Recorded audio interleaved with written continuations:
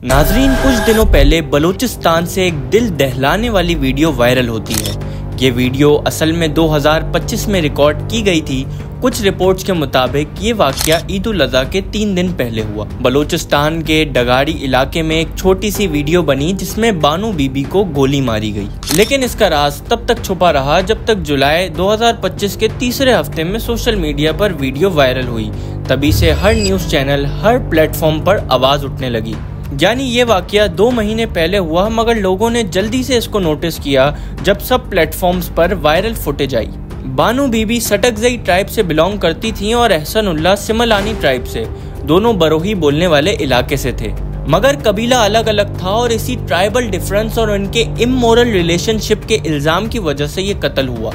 पाकिस्तान के ट्राइबल इलाकों में अगर कोई अपनी मर्जी से किसी रिलेशनशिप में आता है, स्पेशली अगर डिफरेंट ट्राइब से हो, तो उन पर गैरत का इल्ज़ाम लगा दिया जाता है और इसी इल्ज़ाम ने बानो बीबी की ज़िंदगी ख़त्म कर दी। नाजरीन, वर्ल्ड अंडर कवर की वीडियो में आपको खुशामदीद कहते हैं। पुलिस रिपोर्ट्स और न्यूज़ आउटलेट्स के मुताबिक ये ऑनर किलिंग ट्राइबल एल्डर सरदार शेरबाज सटकजई ने ऑर्डर की थी।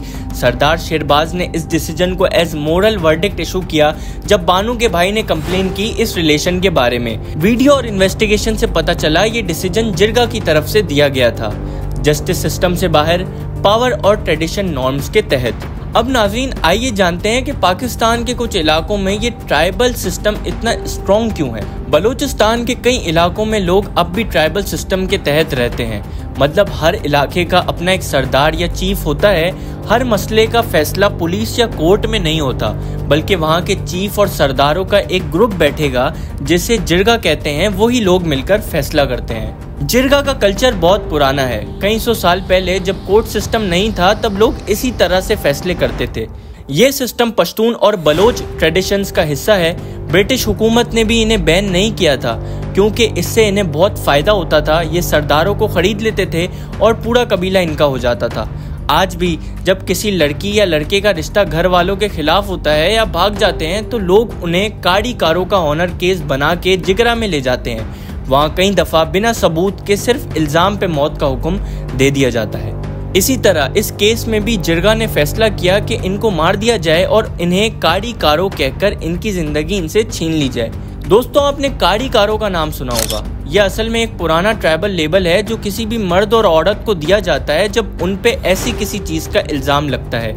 बिना सबूत, बिना इन्वेस्टिगेशन, सिर्फ इल्ज़ाम से लोगों को काड़ी और कारो कह दिया जाता है और उनका जिंदा रहना मुश्किल हो जाता है। इसे हम गैरत के नाम पर कत्ल कहते हैं, लेकिन असल में ये कत्ल है, इंसाफ नहीं। लेकिन सवाल ये है, जब ये सब हो रहा था तो वहाँ की पुलिस क्या कर रही थी? क्यों किसी ने नहीं रोका?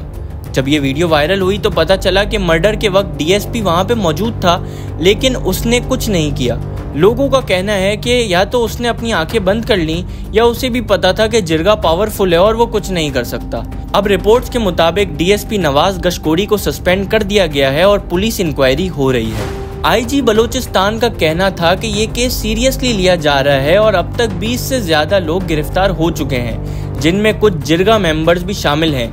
केस को स्पेशल क्राइम इन्वेस्टिगेशन विंग को ट्रांसफर कर दिया गया है, जहां पे ज्यादा डिटेल इन्वेस्टिगेशन हो रही है। अब बात करते हैं ऑनर किलिंग की। ये लफ्ज बहुत बार सुना होगा, लेकिन असल में इसका मतलब क्या है? जब कोई लड़का या लड़की घर वालों की मर्जी के खिलाफ शादी करते हैं या किसी से रिश्ता रखते हैं तो कई इलाकों में इसे घर की इज्जत का मसला समझा जाता है और इस इज्जत को बचाने के लिए लोग अपने ही बच्चों को मार देते हैं। इसे ही कहते हैं ऑनर किलिंग, यानी गैरत के नाम पर कत्ल। पाकिस्तान में हर साल 1000 से ज्यादा केसेस रिपोर्ट होते हैं, लेकिन बहुत से लोग रिपोर्ट ही नहीं करते या फिर जिरगा के फैसले के नीचे दबा दिए जाते हैं। सोचिए, एक जगह जहां लोग इंसाफ के लिए कोर्ट नहीं जाते, पुलिस का डर नहीं रखते, बल्कि कुछ सरदार मिल के फैसला सुना देते हैं और उस फैसले में अगर किसी की जान चली जाए तो भी कोई पूछने वाला नहीं होता।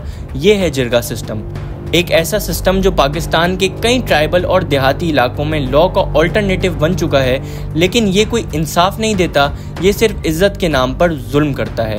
वो रियासत जिसको पिछले 2 महीने से पता नहीं था इस वाक़े का, वो अगले 24 घंटों में उस वीडियो के वायरल होने के बाद बहुत सारी ऐसी तफसीलात मंजर आम पर ला रही है। उस औरत की वो जो वॉक है ना, जिस तरह उसने अपने दुपट्टे को पकड़ा हुआ है, मतलब पता है आप, इस तरह की बातें ना हम किताबों में पढ़ते थे। मुझे कभी कभी लगता है कि हम दौरे जाहिलियत से भी गिर गए, क्योंकि वहाँ पे कोई कोड था, कोई ऑनर था। भले जो भी हो, हुआ तो गलत, ये भले जो भी हो क्या होगा। अगर गवर्नमेंट चाहे तो ये सिस्टम कल ही खत्म हो सकता है।